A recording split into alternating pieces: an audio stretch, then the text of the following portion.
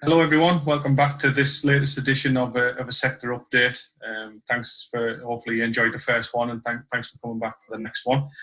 We've got a slightly different view today. We've brought somebody along and we're going to speak more so on the leadership side of what's going on within lockdown and COVID-19. So I'll hand you over to our next guest and he can introduce himself.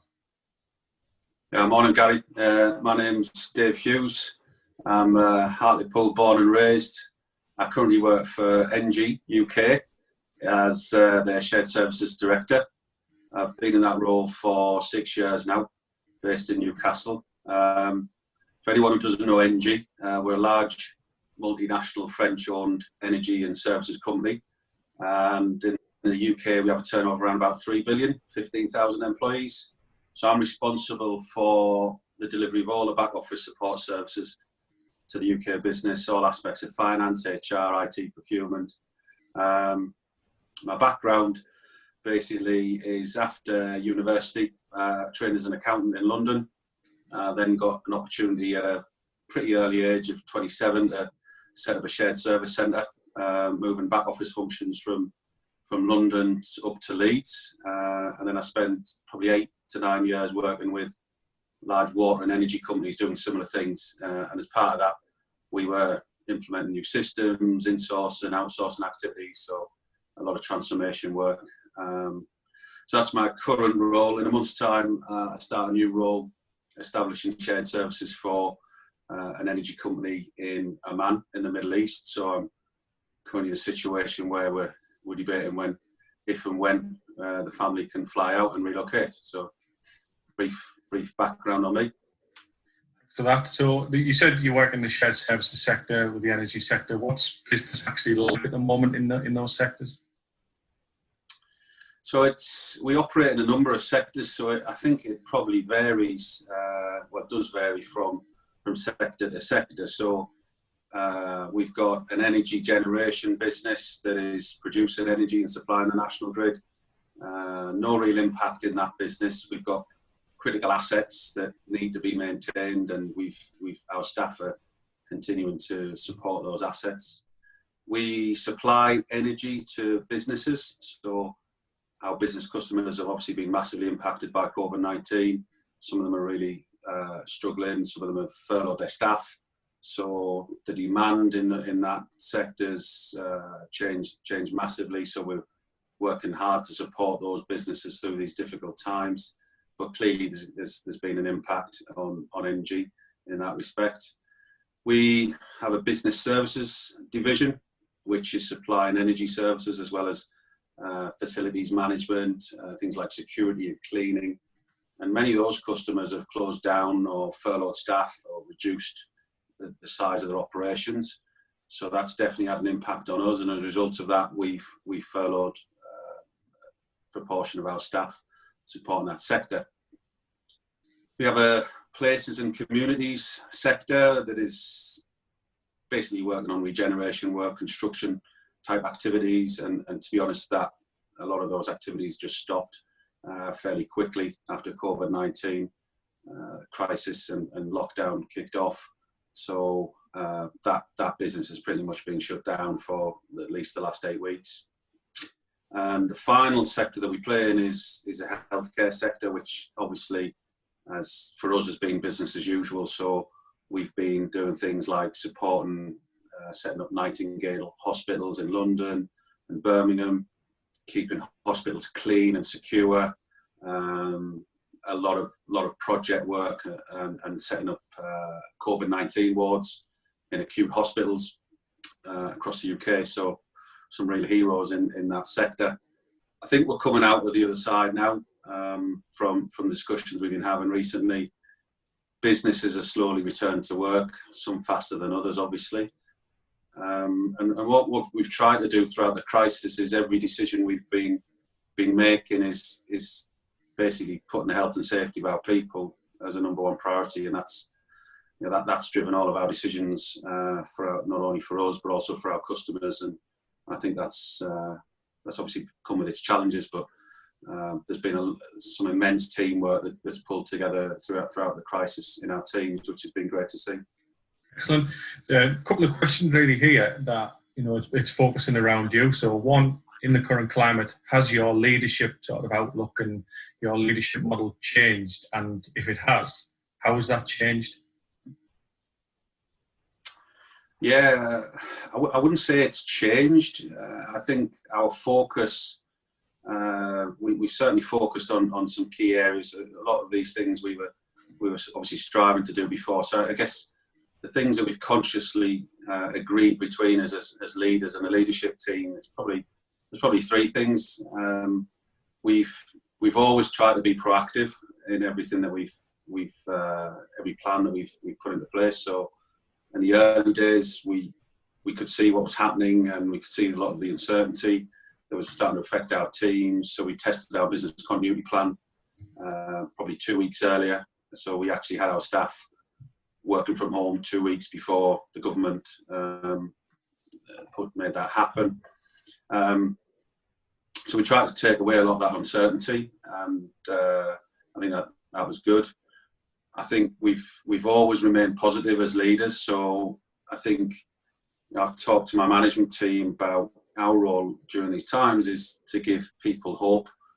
So we talk about growth mindsets a lot in our leadership team. There's lots of negatives out there. If you read the news and watch Sky News, you can pick the negatives out of this situation. But I'm a big believer in, as leaders, we've got to inspire people, not just manage them. The managing bit is easy. Giving tasks out is relatively straightforward, but inspiring them takes more than just a title. So, and that requires a level of resilience that as leaders we've got to kind of find from somewhere. So, focusing on the positives in what we've achieved. So we've worked from home for 10 weeks now, and I'm pleased to say that the services we provide have not been impacted.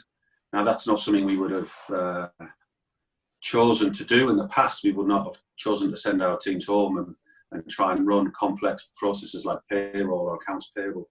And the fact that they've done that is amazing. So I think picking those positives out and reinforcing them is hugely important, because your teams will feed off that energy. If you've got positive energy, they'll feed off it. If it's negative, it's going to spiral. And I think the third thing that I've really emphasised is just to take the pressure off our people. So we know that everyone's giving it their best shot and they'll make mistakes. So having empathy with the challenges they may be facing at home, childcare, stressful situations, worried about family members, work almost has to come second in some of those situations, and making it okay. And we've done a lot to provide mental health and wellbeing support throughout this process, so that those who need support can get it. And as leaders, we've made it our focus to find out that people are okay. So just asking them, how are we doing? Most people will say, I'm all right. But actually just spend a bit longer, just listening, just to check that the circumstances are at home are working for them. So massive push on taking the pressure off. And I think our people have certainly responded to that with a level of, we basically put a lot of trust in them. And they've repaid us in spades. Brilliant. I think as well, leadership, communication is a massive part of leadership. And you've mentioned now people have been working at home for close to 10 weeks. How's the communication gone there? And what sort of messages are you sending out regularly to your staff? Yeah, so we've, first thing we did, probably like most companies, we've increased the frequency of our communication and also tried to simplify the messaging. So we went very quickly to having daily check-in calls with our teams, start at the end of the day. We changed our monthly town hall events to weekly Teams calls. A lot of phone calls and WhatsApps in between that. A few WhatsApp groups set up between the teams, which is good, just to keep the connection between everybody. And I think there's two messages we focused on in our comms is how are you doing and who needs help. So making sure the caring side is coming through, and and as leaders trying to, we've had issues, don't get me wrong, we've had challenges along the way, but they're things that we kind of shoulder. We don't pass them down to the teams. It's really about, how are you coping? Simple things like, have you got the right equipment to work from home? Chairs, desks, screens, these kinds of things. So that they were the early few weeks, but now it's much more about what's going on in home life. Much more people being affected by COVID-19, family members. I think the other thing in terms of frequency, as we went through it, and certainly now, is probably being mindful not to overload people with communication. So we've gone from a phase of everyone wanting a lot of communication to some people actually needing some of that time back. So that's quite interesting. We've kind of every week we've looked and said, so have we got the communication frequency right? Is it a bit repetitive? Do we just need to leave people alone this week and read the room, so to speak? So that's the first thing. I think the second thing, just trying to be really open and transparent, sharing. I've made an effort, and I know my managers have, to basically share how we are thinking as the crisis develops. I mean, none of us have experienced this before. None of us have the experience of it. But what we've tried to do is agree a set of principles on how we will respond to it. So always putting our people first, health and safety being paramount, guides, creates that context for everybody. So, if you're at home and, you've got a particular challenge you're facing as a leader or even someone at the coalface, we want you to make decisions on this basis. Put your people first, make the right decision for the people, because we know, everything else is secondary. And the third thing we try to do is really focus on emphasising the short-term priorities. So in the current situation, with the news reports changing on a weekly basis, people don't really care about the strategy for the company in the years ahead, or even the months ahead in some ways. So they want to know what's happening tomorrow, this week, next week, and they also want to know it's okay and we're doing well.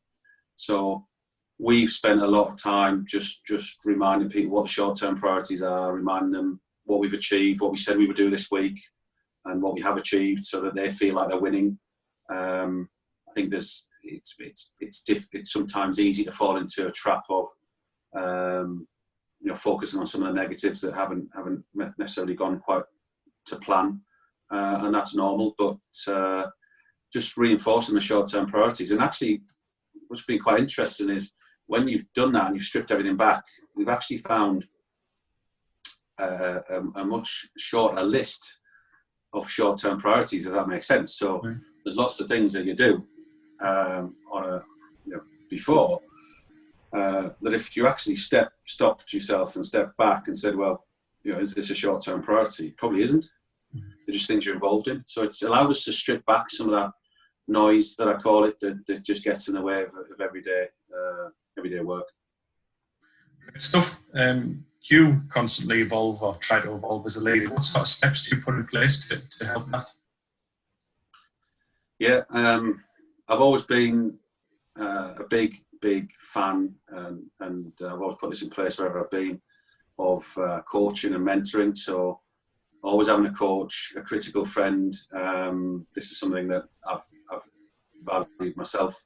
So I've always had a coach, someone I can go to who can bounce ideas off, who can help pull my head out of my backside when needed, but also just helps me understand how I'm programmed in a work setting. So one of the things that's come from that over the years is I think we can get very busy, and you can go into issuing tasks when really your role as a leader is to just remain curious a bit longer and ask curious questions and remain and sometimes you always get better solutions from your team by doing that. So big fan of coaching and mentoring, trying to put that in place, not just for me but also for my managers.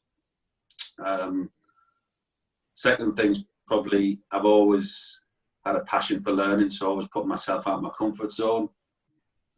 So for example, I've just enrolled myself on an online mini MBA related to blockchain and machine learning. Now these are technologies that are impacting what certainly what I do in the back office and every company.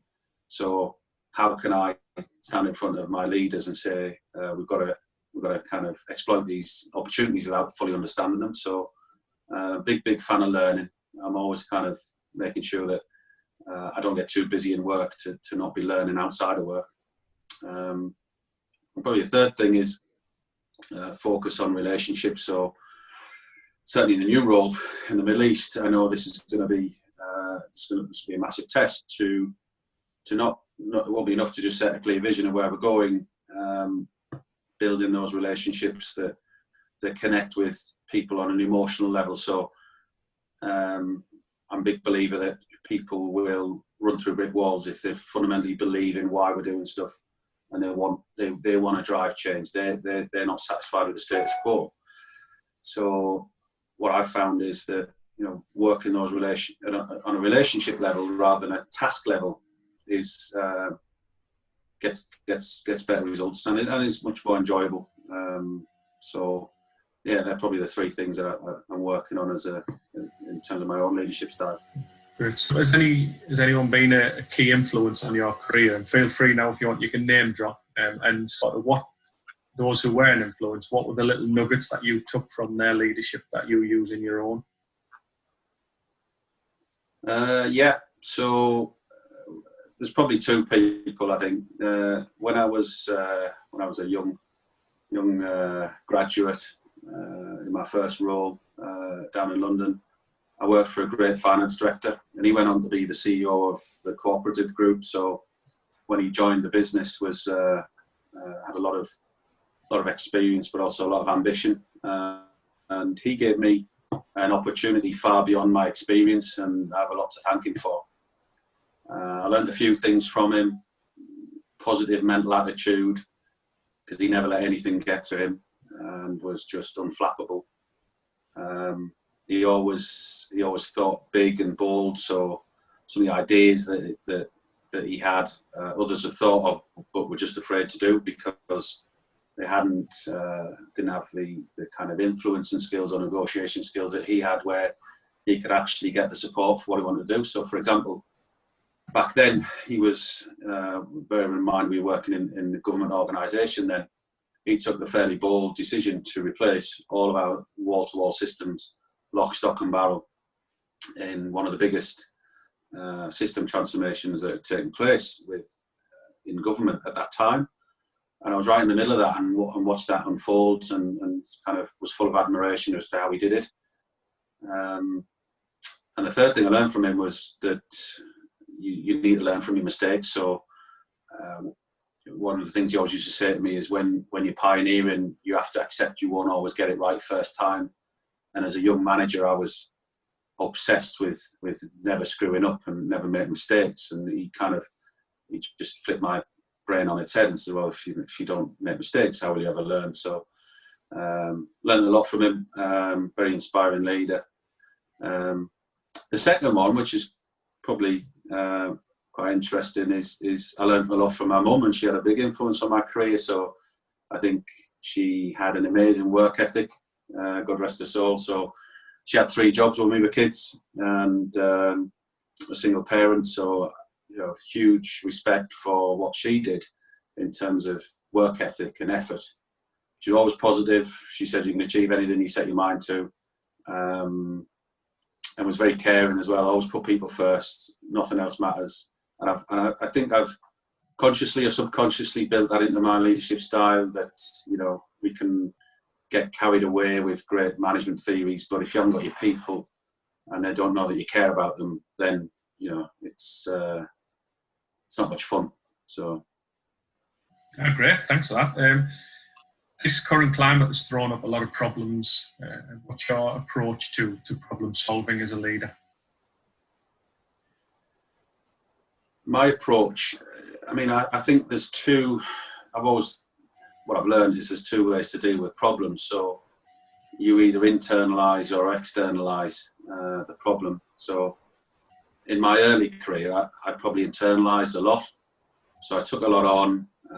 I thought it was my job to find solutions. I was always mega busy. Probably didn't engage my team enough. But I was trying to prove myself, and kind of probably made some mistakes along the way.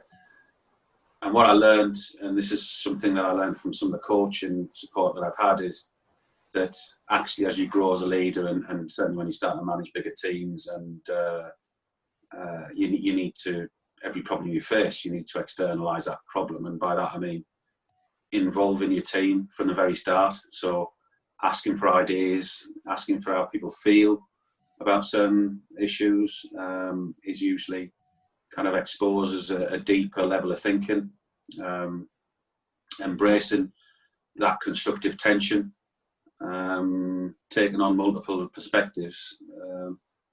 And my view is always that, what can I learn from you? So if we ever had a major problem that we were trying to resolve, there's a few things I do. So very often I'd get a junior member of staff from the coalface to join the debate. These are the people who really know what's going on, and can give great insight on the things you can't see. And once you have all these perspectives and you have actively listened, you can form much better solutions to the problem you're facing. So it's still, I think our leadership culture in the UK can be very rushed sometimes. I think in large corporates there's a desire for speed over quality, and I think sometimes just putting the handbrake on and just spend a bit longer debating the problem isn't always seen as positive. You can be criticised for, well, kind of, we just need to fix it now. And I've seen that in different industries I've worked in. Certainly ENGIE is a fast-paced environment, and it's easy to get carried away with making quick, rash decisions. It's almost like making any decision is a good thing.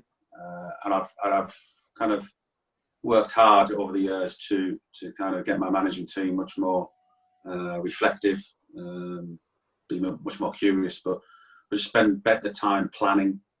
I think again, when we're time constrained, we can cut through we shorten that planning phase. We go with gut instinct sometimes, and I've certainly learned to spend a bit longer, do a bit of external research, take different perspectives on. Can actually save you a lot of time in the long run. So one of the things you mentioned there that you alluded to was bringing in a junior sort of member of staff in with their eyes. So these people inevitably though are going to be future leaders and aspiring leaders. So what do you sort of recommend, or what processes do you put in place to develop your future leaders? Yeah, a lot in short, but I think this is our number one role. So as leaders, we've got to develop our successors and build the future capability for the organisation on a basis that we're probably not going to be in that role forever. So I've always taken this very seriously. So it's a few things, I guess. I've always believed that we don't recruit smart people and tell them what to do. So I'm a big believer in setting context and not trying to control people. So sharing the context, sharing where we're going, why we're going there, but never telling people what to do. It's their choice. But certainly leaders, and I've found that's been much more engaging. So we want them to express themselves and bring their character. I don't want robots. I think that's a very controlling way of managing people. So, but the one thing we do demand is that everyone displays the right behaviours, and this is really important. So the best cultures, leadership cultures, but generally any culture in work and outside of work, to be honest, is one that's based on total feedback, 100% honesty, and feedback is a gift, as they say. So without feedback, you're never really learning. So when I talk about values and behaviours, so the things we expect of our people, we probably 3 years ago, we've been set up for 2 years, and we've been very busy. We've been lifting and shifting a lot of stuff and doing a kind of hard, heavy lifting. And we took a breather and we decided that actually we just needed to set clearer context of values and behaviours. And we spent a long time as a management team debating the culture we wanted. So we worked with a company called Orange Box Training Solutions, and they helped us run specific values and behaviours training for all of our leaders. And this was like scenario-based discussions. If this happened, what would you do? And we used that to shape what behavioural response we want from our team. We weren't specific at the start. It was like, let's debate these situations, these scenarios, and as leaders, let's agree what our collective response is. And I look back now, and all the leaders I speak to, that was a key moment for us. That was like a turning point where it was our opportunity to just really reinforce the expectations we have of leaders. So it was very clear then what we expected, and if you wanted to progress in the organisation, you needed to be excelling in these things. And I think, again, I wouldn't underestimate that. I think that was huge. We had now people very clear on what we expected of them, and those who wanted to develop and grow, striving to get better in those things. I think that's massive. Second thing, I mentioned coaching and mentoring. So right from the start, every leader has always received 360 feedback in a formal way, and that underpins the coaching discussions with their line managers. And we decided at that same time to start measuring managers on the improvement that they could get in their behaviours and the behaviours of their team. So these are not lagging indicators. We fundamentally believe that the right behaviours would create the right work environment that would result in the team achieving higher performance. So we wouldn't measure performance in speed, cost, quality. Of course, we did measure that, but it wasn't how we motivated our leaders to develop. They were kind of secondary measures. We were saying to them, look, I want to see an improvement in our behaviours. And by the way, I'm including all of us in that, myself as well. So I'll talk to you about the things I'm trying to improve on, and I expect you to be doing the same. And they responded really well to that. The final thing we've done recently, given the level of change and transformation we could see coming, is a big investment in change readiness skills. So focusing on the case for change, the willingness to change, have they got the capabilities? We know that the future skills of our team will need to change for technology reasons, but also just the speed of change in our sector is huge. So starting to plan for that, starting to equip our leaders to lead positively during periods of change and transformation, not just manage, is a big investment we're putting in. And again, working with Orange Box and others to kind of make that happen has been will set us up for the future, I'm sure. Excellent. Well, personally, I'll take a lot from this discussion today. So I'd like to thank you for your time, Dave. It's really appreciated. Wish you all the success in the world for your new venture out into the Middle East, and please do keep in touch. Thanks a lot. Thanks, Gary. Absolute pleasure. All Cheers. The best. Cheers. Bye. Cheers.